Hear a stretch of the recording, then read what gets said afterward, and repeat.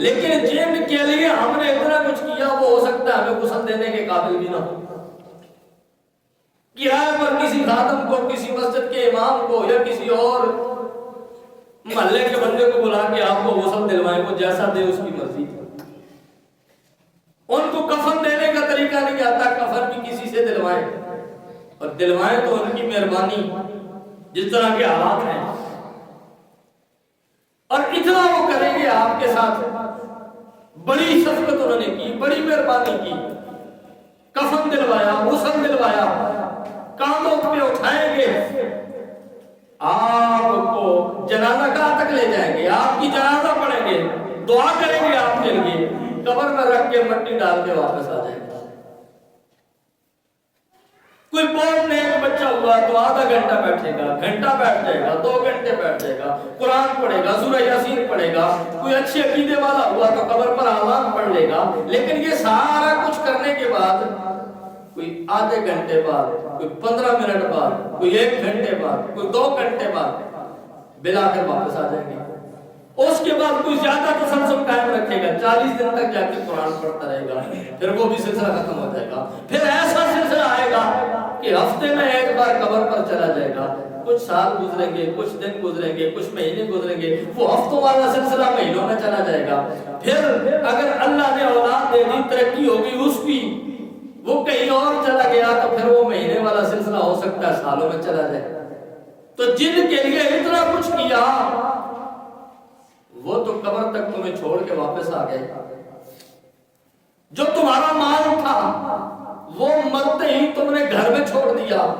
تمہارے ساتھ نہ تمہارا مال گیا ہے، نہ تمہاری اولاد گئی ہے.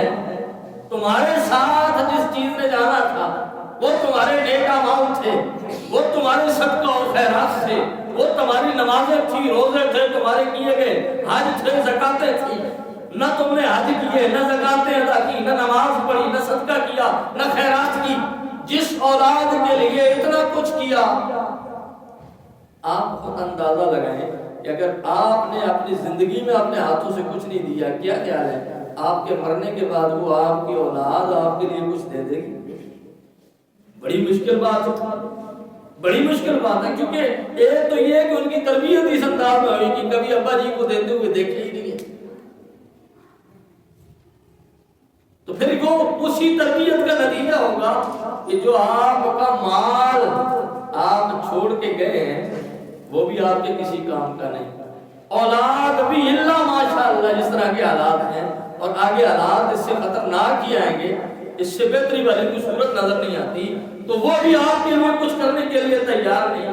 تو آپ نے ساتھ لے کر جانے تھے اپنے اعمال، اور وہ تو شاہ آپ کے پاس ہے کوئی نہیں. تو پھر ذہن سے سوال کریں، اپنے آپ سے پوچھیں کہ ہم نے کیا تیار کیا،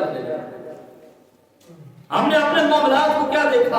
تو حضور کریم نبی صلی اللہ علیہ وسلم نے فرمایا کہ اگر جانوروں کو یہ پتا چل جائے کہ ہم نے مرنا ہے، ان کو اس چیز کا یقینی علم حاصل ہو جائے، تو حضور نے فرمایا جانور گھاس چرنا چھوڑ دیں، کھانا پینا چھوڑ دیں، اور اس قدر دبلے پتلے اور کمزور ہو جائے کہ تمہیں دنیا میں کھانے کے لیے گوشت بھی میسر نہ ہے. اگر جانور اتنی فکر کرتے ہیں تو انسان ہو کہ اگر یہ فکر نہیں ہے تو پھر اس کا مطلب ہے یہ انسان جانوروں سے بدتر ہے نا. پر یہ